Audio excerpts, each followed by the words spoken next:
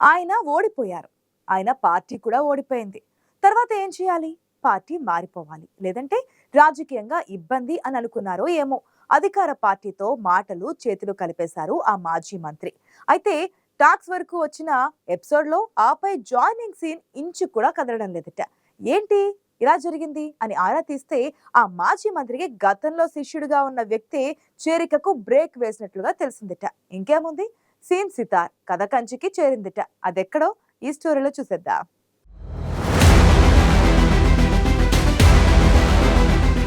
అల్లోల ఇంద్రకరణ్ రెడ్డి ఉమ్మడి తెలుగు రాష్ట్రాల్లో పెద్దగా పరిచయం అక్కర్లేని పొలిటికల్ లీడర్, మాజీ మంత్రి. ప్రస్తుతం అల్లోల వారు అల్లకల్లోలమవుతున్నారట. తన రాజకీయ భవిష్యత్తుపై బెంగ పెట్టుకున్నారని సమాచారం. 3 నెలల క్రితం వరకు మంత్రిగా పనిచేసిన ఐకేఆర్కు వచ్చిన కష్టం గురించే ఇప్పుడు ఉమ్మడి ఆదిలాబాద్ జిల్లాలో కథలుగా చెప్పుకుంటున్నారట. సార్ వారు మొన్నటి అసెంబ్లీ ఎన్నికల్లో ఓడిపోయారు. దాంతో గ్రాఫ్ పడిపోకుండా జాగ్రత్త పడాలని చూస్తున్నారట. ఈ క్రమంలోని హస్తం పార్టీ చేయి అందుకోవడానికి ప్రయత్నాలు ప్రారంభించారు. అప్పటికే ఉమ్మడి జిల్లాలో చాలా మంది బీఆర్ఎస్ నేతలు కారు దిగేసి కాంగ్రెస్ శిబిరంలో చేరిపోయారు.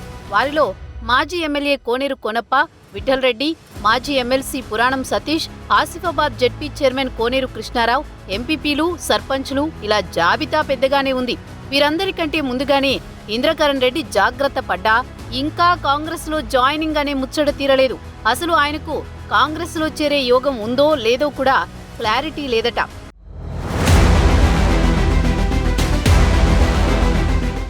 బీఆర్ఎస్ అధికారంలో ఉన్నప్పుడు జిల్లాలో కాంగ్రెస్ ఖాళీ అయితే ఇప్పుడు కాంగ్రెస్ అధికారంలో ఉండడంతో కారు పార్టీ ఖాళీ అవుతోంది. ఎవరికి వారు రిటర్న్ గిఫ్ట్లు ఇచ్చేసుకుంటున్నారు. మరి ఇంద్రకరణ్ రెడ్డికి ఎందుకు లైన్ క్లియర్ కావడం లేదు? దాని వెనుక పెద్ద కథే ఉందట. మొన్నటి ఎన్నికల్లో ఓడినప్పటి నుంచి ఇంద్రకరణ్ రెడ్డి పార్టీ మారిపోతారని ప్రచారం జోరుగా సాగింది. కేసీఆర్ సమావేశాలు పెట్టినా ఆయన వెళ్లలేదు. ఐకే అనుచరులు కండువాలు మార్చేశారు. ఇంద్రకరణ్ రెడ్డికి మాత్రం ఎన్ఓసీ రావడం లేదట. దీనికి కారణం నిర్మల్ డీసీసీ ప్రెసిడెంట్ శ్రీహరిరావు అనేది లేటెస్ట్ టాక్. మొన్నటి ఎన్నికల్లో నిర్మల్ సీటును బీజేపీ గెలుచుకుంది. శ్రీహరిరావు కాంగ్రెస్ నుంచి పోటీ చేసి ఓడిపోయారు. ఓడినా రాష్ట్రంలో కాంగ్రెస్ అధికారంలోకి రావడంతో నిర్మల్లో పెత్తనం శ్రీహరిరావుదే. ఆయన్ను కాదని నిర్మల్ కాంగ్రెస్ లో చీమైనా కదలబోదని చెబుతారు.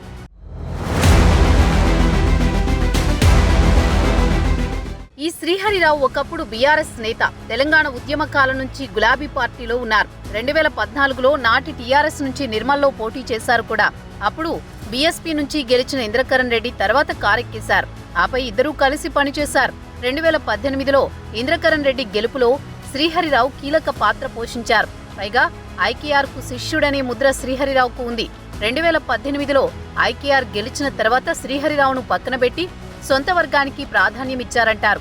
అక్రమాలు, భూదందాలు, పెద్ద ఎత్తున ఆరోపణలు రావడంతో శ్రీహరిరావు బీఆర్ఎస్ లో ఇమడలేక కాంగ్రెస్ లోకి జంపు చేశారు. అప్పట్నుంచి ఇద్దరు నాయకులు ఉప్పు నిప్పుగా ఉంటున్నారు.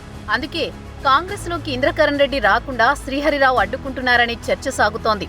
ఐకేఆర్ ప్రస్తావన ఎప్పుడైతే వచ్చిందో కాంగ్రెస్ క్యాడర్ చాలా అలర్ట్ అయిందట. ఇంద్రకరణ్ రెడ్డిని కాంగ్రెస్ లోకి ఎలా తీసుకుంటారు అని ప్రశ్నించడంతో పాటు మండలాల వారీగా నిరసనలు చేశారు. పార్టీ అధిష్టానానికి లేఖలు రాసి పడేశారు. జిల్లా అధ్యక్షుడి ఇంటి ముందు ధర్నాలు జరిగాయి.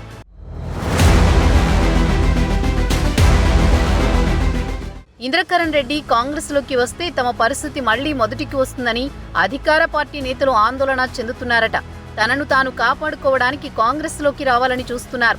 కానీ ఐకేఆర్ వల్ల కాంగ్రెస్ కు కలిసొచ్చేదేదీ లేదని, పైగా పార్టీ ఇమేజ్ డ్యామేజ్ అవుతుందని పెద్దపెట్టున చర్చ పెడుతున్నారట. ఖానాపూర్ ఎమ్మెల్యే వెడ్మా బొజ్జా అయితే మరో అడుగు ముందుకేసి కబ్జాల నేతలను కాంగ్రెస్ లో ఎలా చేర్చుకుంటామని ఓపెన్ స్టేట్మెంట్ ఇచ్చేశారు. ఇలా జిల్లా మొత్తం కాంగ్రెస్ నుంచి వ్యతిరేకత కనిపిస్తుండటంతో అల్లోల ఇంద్రకరణ్ రెడ్డి చేరికను పార్టీ పెద్దలు టచ్ చేయడం లేదని తెలుస్తోంది. దీంతో మాజీ మంత్రి పార్టీ మార్పు కష్టమే అన్నది స్థానికంగా జరుగుతున్న చర్చ.